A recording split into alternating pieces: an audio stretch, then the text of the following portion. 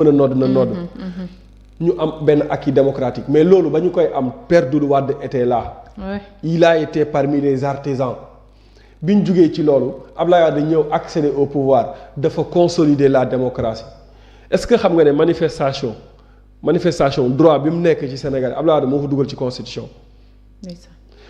ana Père Doudou Wade ba jamono jooju. donc à ses côtés. oui donc li ñu am ci démocratie yëpp tey fi réew mi toll bu ñuy tabax bu ñuy wax ne nation bi la nation sénégalaise l'État ñi ko tabax du ñu tudd 10 personnes te boolewuñ ci Doudou Wade waaye léegi kooku nga xamante ni dafa consacrer toute sa vie à cette nation là. wallaahi. mais kooku dina toog ne nañ na armée jël pouvoir mais ñun ñëpp on a suivi. pas logique. Il voulait faire dire à Doudou Wade ce qu'il n'a pas dit. Maintenant bi loolu amee mu am ce que je déplore mooy tey suñu daggoon sama benn extrait nga gis toute la journée ñëpp naan Momo Cissé lan la procureur di xaar ci moom. Ouais. procureur bu subaa mu woo ma mais pourquoi ñu war a mën a le procureur di war a mën a basé wu ci l'opinion ci ñi nga xamante ne ñoom ñoo nekk ci réseaux sociaux yi pour convoquer Ahmed Ndoye looloo tax ñu convoqué ko def na émission ñu dagg émission bi. toute la journée ñu naan procureur lañ lay xaar ci lii. la warul fanaan këram waaw procureur woolu ko ak keneen ak ñeneen donc procureur à un moment donné na bàyyi di wóor nit ñi sur la base de pression bi nga xamante ne moom la gars yi di ko def sur les réseaux sociaux. maintenant Doudou Wade xëy na vendredi bi mu jotee woo nañ Pape Ngagne Ndiaye convoqué ko Pape Ngagne Ndiaye ñëw le vendredi. Doudou Wade le jeudi bi ñuy convoqué Pape Ngagne Ndiaye le jeudi ba 23h convoqué wuñ ko jotul convocation jotul appel téléphonique Doudou Wade xam fan la yëgee convocation ci réseau yi comme yow comme man moo tax bi ma xëyee le vendredi ñu ne Père Doudou Wade aussi convoqué ça m'a surpris Père Doudou Wade convoqué démb ci guddi ba 23h jotul convocation jotul appel pour convocation ñun ñu dem. biñ demee gisuñu ko ñëwul biñ ko woowee jotuñu ko xam nga police nan lañ def. dem këram. waay biñ demee këram fekkuñu ko fa le vendredi le samedi xam nga nu ñu def dem toogaanu këram. encore. fajar lañ ñëw këram fajar. xam naa dañu bañoon mu def ni Madiambal daw. fajar heure julli fajar ñëw këram di ko fa xaar. ba ngoon ñu toogaanu foofu gisuñu Doudou Wade xamul ci lu Doudou Wade nekk ñu koy woo jotuñu Doudou Wade ba dimanche ci ngoon Doudou Wade ne leen bon écoutez comme convoqué wuñ ma man dinaa dem. oui moi j'ai reçu son message le dimanche. dem après mu dem bi mu xëyee dem lundi bi dafa wooroon. imaginez mag bu am plus de 80 ans ci mag ba pare muy woor les lundis et les jeudis. jeudi waay.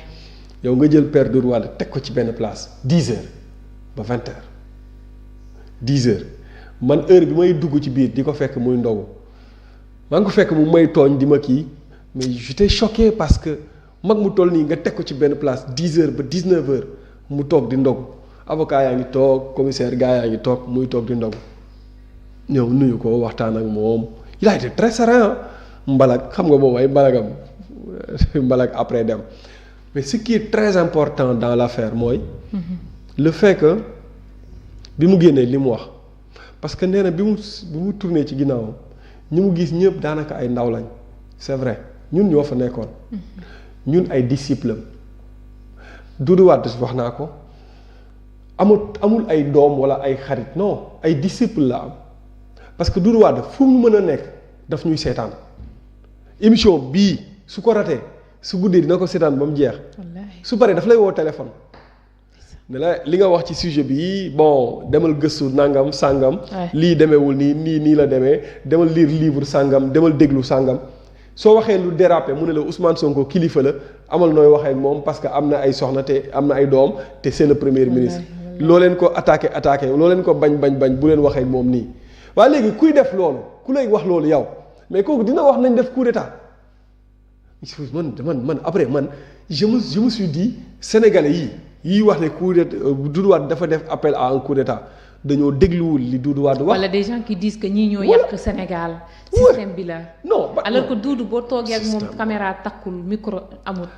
non da ngay xam ni nit. saa man daal man ci benn laps de temps laa toog ak moom mais. xamal na ma ñun ñi muy jàngal xam nañ ban genre nit la ñun ñi muy orienté di ñu wax xam nañ ban genre nit la xam nañ ne koo xamante ni mais Doudou Wade su ko neexoon mu tëdd këram noppalu du wax dara ci réew mi. Doudou soxlawul dara ci Sénégal. Doudou bu ak luñ ko mënoon jox jamono ji soxlawu ko lan lay soxlaati. Il a consacré sa vie à cette nation-là ba fi mu toll nii soxlawul dara lenn rek lay def mooy di conseiller au contraire est-ce que xam nga ne Pastef muusuñu. Doudou Wade jox na leen ay solutions yu bari pour ñu génn ci problème bi entre Diomaye ak Sonko te barki démb loolu la doon théoriser malheureusement yeggul ba ci bout de sa pensée parce que li mu théoriser barki démb dañoo toog ay plateau mu wax ko waxati ko expliquer ko ma comprendre ko. pour mu simple pour nit ñi comprendre solution bi Doudou Wade joxe. pour ñu génn ci ay problème président légitime ak président légal. daf ne problème mu légitimité ak légalité posé na. Bassirou Diomaye Faye mooy dépositaire Ousmane Sonko moom mooy ku légitime bi moom moo am cette légitimité populaire là moo jël légitimité boobu dénk ko Bassirou Diomaye Faye ba Bassirou Diomaye Faye accéder au pouvoir.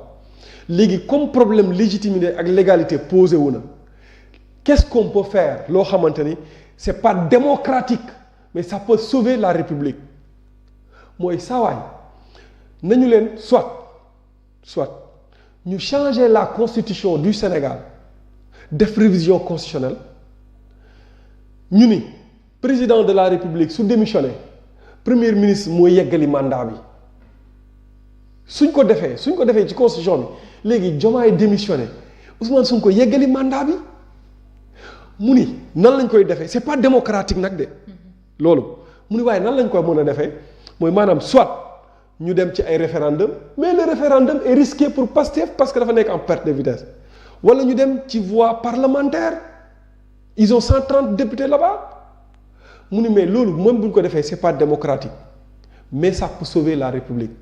C'est pas démocratique. À un moment donné, des actes non démocratiques ont sauvé des républiques.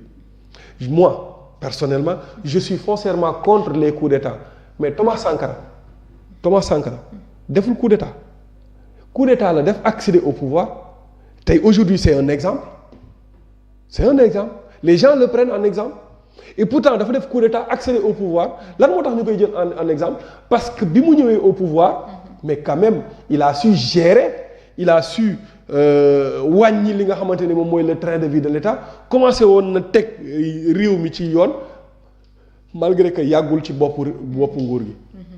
La France mu jël ko un exemple la France ci monarchie la nekkoon mais jugee ci monarchie dem ci république ñu dem ba benn instant gis ne république bi baaxul ñu delluwaat ci monarchie mais biñ jugee ci monarchie dañoo delluwaat ci république boobu mooy dox ba tey ñu koy consolider les démocraties.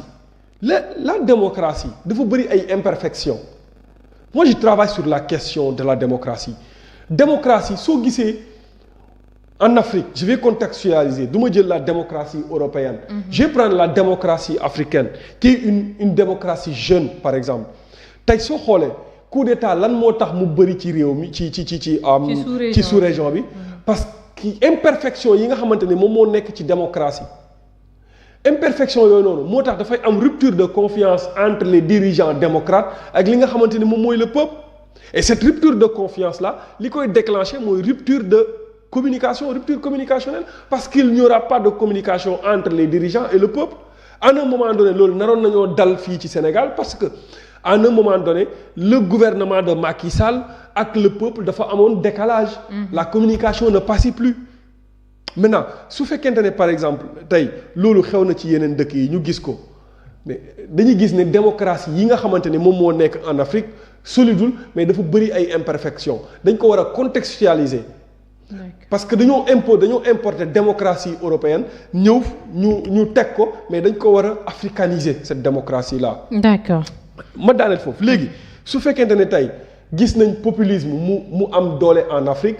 ba Sénégal nekk laboratoire du populisme moom laa ko tuddee entre guillemets c'est parce que imperfection yi nga xamante ne moom moo nekk ci démocratie la léegi nag su fekkee ne am na ay imperfection ay la yéwén il va falloir à un moment donné ñu taxaw ñu xool nan la ñuy gën a suuxatee démocratie. France nag bi ñu amee problème boobu noonu ils ont trouvé que ni dañu war a delluwaat ci li nga xamante ni moom mooy monarchie looloo tax ñu jugee ci république dellu ci monarchie après à un moment donné après ñu delluwaat ci république soo xoolee Maroc par exemple c'est une monarchie. D'accord. Mais cette monarchie, elle est presque démocratisée quoi. D'accord am na solo.